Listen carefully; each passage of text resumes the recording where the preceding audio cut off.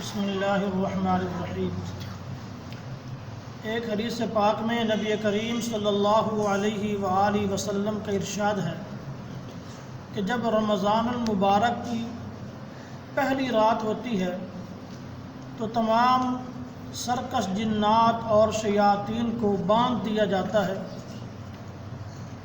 یہی وجہ ہے کہ ہم خود اپنی آنکھوں سے اس بات کا مشاہدہ کرتے ہیں کہ رمضان مبارک کے مقدس مہینہ میں چور اپنی چوری چھوڑ دیتا ہے، زانی زنا چھوڑ دیتا ہے، شراب پینے والا شراب چھوڑ دیتا ہے۔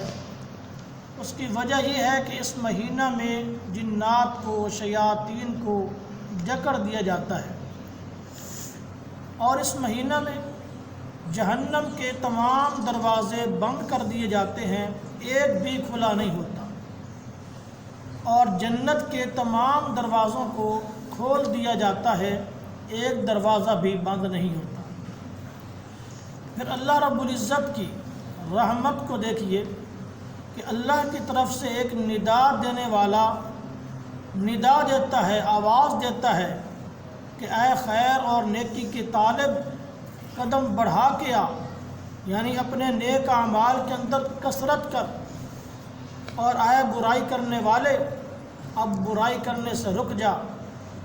پھر اللہ رب العزت رمضان المبارک کی ہر رات میں کثرت کے ساتھ مسلمانوں کی مغفرت کا فیصلہ فرماتے ہیں۔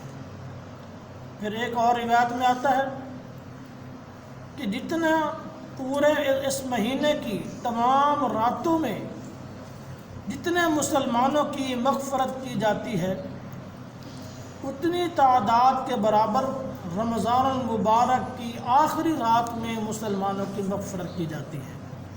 یہ اس قدر برکتوں اور رحمتوں والا مہینہ ہے۔ اب اس کے باوجود ہم اس ماہ مقدس میں اپنی مغفرت نہ کروا سکے تو یہ ہماری اپنی بدبختی ہے، اپنی کم نصیبی ہے۔ تو دعا ہے کہ اللہ رب العزت اس مہینہ میں تمام مسلمانوں کی کامل مغفرت فرمائے۔ وما علینا الا البلاغ۔